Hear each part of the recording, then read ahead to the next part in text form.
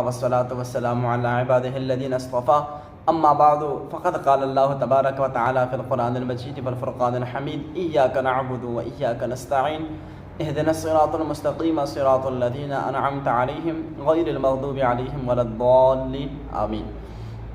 حمد و ثنا کے بعد سامعین و ناظرین السلام علیکم ورحمۃ اللہ وبرکاتہ۔ میں ہوں آپ کے میزبان سید شفقت حسین اور آپ دیکھ رہے ہیں سید شفقت شاہ آفیشیل۔ سامعین، جس طرح کے درس قرآن جاری تھا اور سورہ فاتحہ کے ہم نے سٹارٹ کے کچھ آیت پڑھے تھے، آج ہم سورہ فاتحہ کی آیت نمبر 3 کی جو ہے وہ تلاوت کریں گے اور اس کو ٹرانسلیشن کے ساتھ سنیں گے۔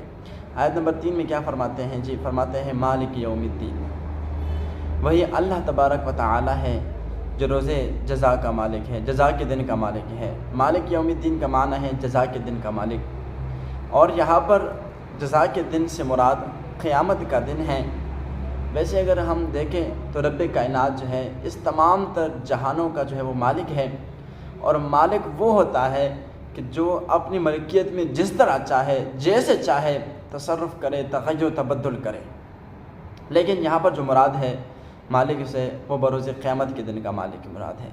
ایاک نعبد و ایاک نستعین، ہم تیری ہی عبادت کرتے ہیں اور تجھ ہی سے مدد چاہتے ہیں۔ یہاں پر یہ بیان ہوا پہلی کی آیت میں ہر طرح کی حمد و ثنا، تعریف اور اللہ تبارک و تعالیٰ کی صفات کو بیان کیا گیا۔ اس کے بعد فرمایا گیا کہ الہ العالمین ہم تیری ہی عبادت کرتے ہیں اور تجھ ہی سے مدد چاہتے ہیں۔ ہر قسم کی عبادت جو ہے وہ اللہ تبارک و تعالیٰ کے لیے ہیں، اور ہر قسم کی حمد بھی اللہ تبارک و تعالیٰ کے لیے ہیں، اور مدد کرنے والا بھی اللہ تبارک و تعالیٰ کی ذات ہے۔ اللہ تبارک و تعالیٰ کے اذن کے علاوہ نہ کوئی شخص، نہ کوئی ڈاکٹر وغیرہ کسی شخص کی مدد کر سکتا ہے، نہ جسمانی نہ اور کوئی مدد کوئی کسی کا کر سکتا ہے جب تک اللہ تبارک و تعالیٰ کا حکم اور اذن نہ ہو۔ عبادت کا مفہوم کچھ یوں ہے، سمجھنے کے لیے آپ کو ایک چھوٹی سی عرض کر لیتا ہوں کہ کسی کو عبادت کے لائق سمجھتے ہوئے کسی قسم کی اس کی تعظیم کرنا یہ عبادت کہلاتا ہے، اور اگر کسی کو ہم عبادت کے لائق نہ سمجھیں اور اس کی ہم تعظیم کریں، جس طرح کسی کو عبادت کا لائق سمجھیں اور اس کی ہم تعظیم کر کے کھڑے ہو، جس طرح کہ ہم نماز میں اللہ تبارک و تعالیٰ کی بارگاہ میں کھڑے ہوتے ہیں، ہم اللہ تبارک و تعالیٰ کو عبادت کا لائق سمجھتے ہیں تو ہاتھ باندھ کر جب کھڑے ہوتے ہیں تو یہ سب جو عبادت ہے۔ اور اسی طرح کی ایک مثال یہ ہے کہ جب ہم اپنے پیرنٹس کے سامنے ہاتھ باندھ کر کھڑے ہوتے ہیں یا اپنے ٹیچرز کے سامنے ہم ہاتھ باندھ کے کھڑے ہوتے ہیں تو یہ تعظیم ہوتی ہے، عبادت نہیں ہوتی۔ اہدنا الصراط المستقیم،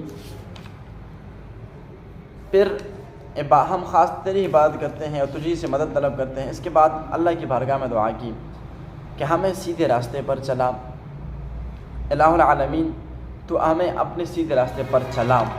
یہاں پر بعض لوگ یہ ترجمہ کرتے ہیں کہ ہمیں سیدھا راستہ دکھا، حالانکہ سیدھا راستہ واضح ہے، صراط مستقیم واضح ہے، اور صراط مستقیم سے ایک مراد یہ بھی ہے، یہ اہل سنت کی جو عقائد ہے یہ بھی صراط المستقیم سے مراد ہے۔ سیدھا راستہ واضح ہے تو ہم اللہ کی بارگاہ میں دعا کرتے کہ الہ العالمین ہمیں سیدھے راستے پر چلا۔ صراط الذین انعمت علیہم، اگلی اس آیت میں ارشاد فرما دیا کہ کون سا راستہ، کن لوگوں کا راستہ؟ تو ارشاد فرمایا صراط الذین، ان لوگوں کا راستہ، انعمت علیہم، الہ العالمین جن لوگوں پر تو نے انعام کیا نا، ہمیں ان لوگوں کے راستے پر چلا۔ غیر المغضوب علیہم ولا الضالین، نہ کہ ان لوگوں کے راستے پر جن پر تیرا غضب ہوا، اور نہ ہی بہکے ہوئے لوگوں کے راستے پر۔ اللہ اکبر۔ اللہ تبارک و تعالی ہماری اس دعا کو اپنی بارگاہ میں قبول منظور فرمائے۔ رب کریم ہمیں سیدھے راستے پر چلنے کی توفیق عطا فرمائے۔ آمین بجاہ نبی الامین صلی اللہ علیہ وآلہ وسلم۔ اگلے درس میں انشاءاللہ سورۃ بقرہ کا آغاز ہوگا۔